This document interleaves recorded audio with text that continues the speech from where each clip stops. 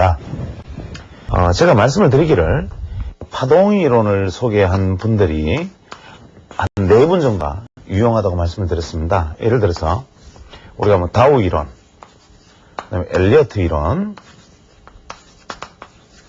그다음에 제가 간단하게 설명드렸던 기자무리의 파동 이론, 그다음에 사케다의 이론, 이런 사람들의 어떤 이야기들이 우리가 보통 파동론이라는 관점에서 역시 다양한 시각 시장을 접근했으나 결국은 한 목소리를 내었던 사람들, 이 사람들을 들 수가 있고, 그 외에 뭐 메리맨 사이클이라든지 여러 가지 다양한 사이클을 이야기하는 사람들이 있지만 그것들은 하나의 어떤 변종에 지나지 않는 것 같습니다.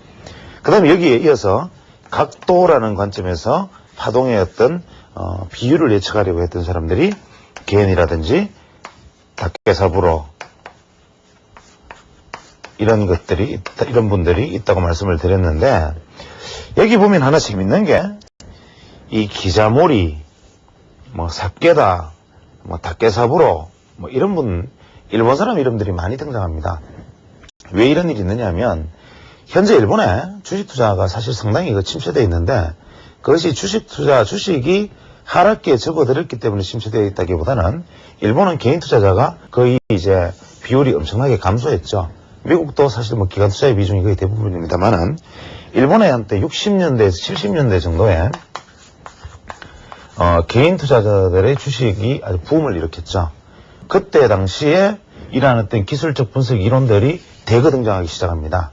그때 대거 등장하기 시작한 책들이 감춰져 있는 이론들이 굉장히 많습니다. 그래서 70년대 중반 후반에 들면서 한국 시장에도 이러한 어떤 일본 서적들을 다양하게부터 번역하고 소개하는 책들이 많이 나왔는데, 실제로 한 70년대 후반에서 80년대에 잠깐 등장했다가 그 이후로 이 책들은 전부 다 사장됐습니다. 이유는 뭐냐면 이것도 하나의 큰 의미에서 사이클이라고 볼 수 있죠. 왜냐, 이분들이 이야기한 것은 어떤 패턴에 관련된 이야기라는 거죠.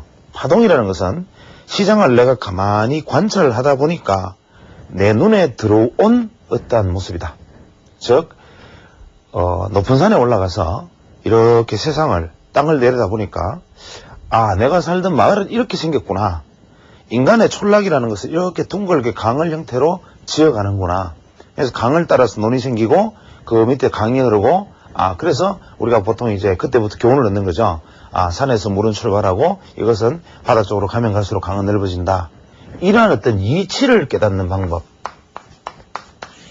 이것들이 유행한 것이 바로 1920년대, 30년대 미국과 1940년대, 50년대 미국, 그 다음에 60년대, 70년대, 그 다음에 1800년대 어떤 일본 시장, 심지어는 일본 같은 경우는 18세기 때부터 현재 주식시장에서 사용되고 있는 용어를 사용했던 이야기들도 나옵니다. 그런데 그때는 다 이렇게 봤는데, 지금은 이러한 이론들이 왜 알려져 있지 않고 저 같은 사람들이 이론을 소개합니다 라면서 얘기를 하는가? 지금은 1975년으로 기억합니다. 윌리엄스의 퍼센트 지표를, 윌리엄스라는 분이 이 퍼센트 지표를 개발해서 미국 시장에서 선풍을 일으킨 이후로 미국 시장의 기술적 방법의 툴은 이러한 어떤 전체적인 시야각으로 보는 주식시장을 보는 것을 버리고 어떤 식으로 갔느냐, 계산에 의해서 혹은 분석에 의해서 혹은 어떤 잣대에 의해서 증명되어지는 것, 이러한 것들로 기술적 분석의 흐름이 바뀌었습니다.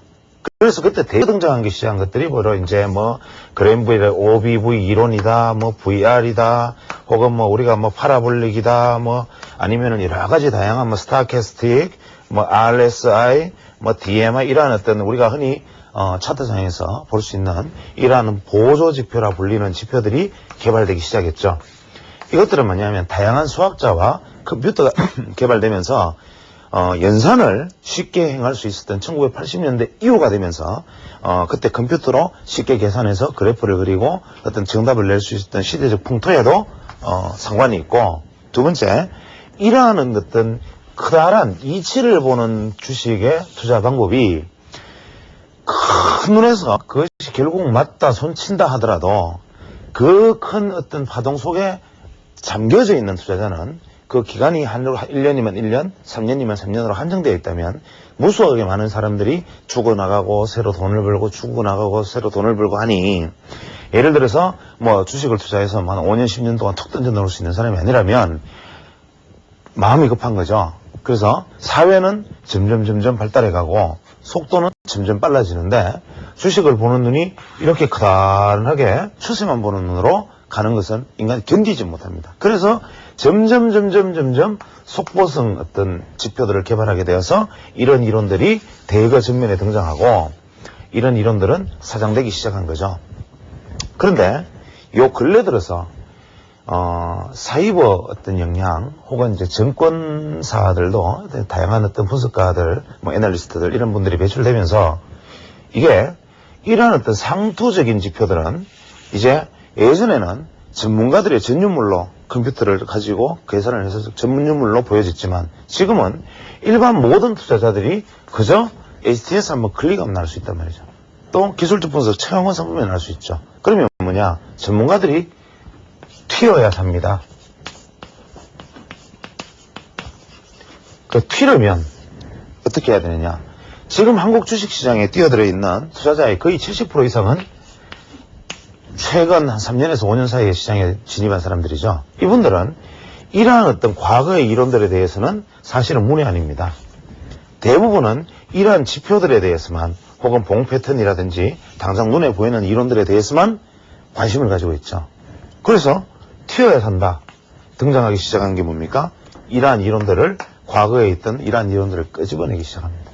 끄집어내가지고 뭐 누구의 무슨 기법, 무슨 원칙, 무슨 법칙 하면서 기상천외한 이야기들을 들고 나와서 사람들의 시야를 흐리기 시작합니다. 그러나 이러한 것들은 이미 1970년대 우리가 아마 이게 80년대 조금 넘어서 유행했던 걸로 알고 있는데 그때 이미 검증을 거치고 다 죽어나갔던 이론이죠. 그래서 시장을 하는 것은 역시 이러한 방법에 대한 어떤 반동으로 또 여기에 대한 반동으로 이런 식으로 태동하지만 과연 시장의 어떤 분석이라는 것이 이렇게 튀어야 산다는 식으로 새로운 머리를 하나 들고 나왔다. 예를 들어서 일목균형표다. 70년대 일본에서 개발된 한 사람이 개발한 어떤 방식이죠. 이분이 자기 측에 그런 얘기를 했습니다. 이것을 이용해서 돈을 벌기 위해서는 당신이 공부해라. 이 말은 뭐냐? 쉽게 말해서 자기도 여기에 대한 정답을 모른다는 겁니다. 한국 시장에 들어오면서 지금 소개되기 시작하고 일목균형표가 일부 전문가들의 손에서 움직이기 시작하니까 마치 대단한 이론인 것처럼 받아들여지지만 사실은 이 역시도 이러한 하나의 범주에 지나지 않는다. 그러나 우리가 이러한 생각들이나 이론들을 그렇다면 다 버려야 되는가? 그렇지는 않죠. 우리가 여기서 취해야 되는 것은 뭐냐면 이 사람들의 이론 하나를 받아들여서 그것으로 주식 투자를 하자는 얘기가 아니라 이러한 사람들의 어떤 이론이 태동하게 된 배경과 이 이론들이 관통하고 있는 생각들이 무엇인가라는 것을 알아야 된다는 거죠.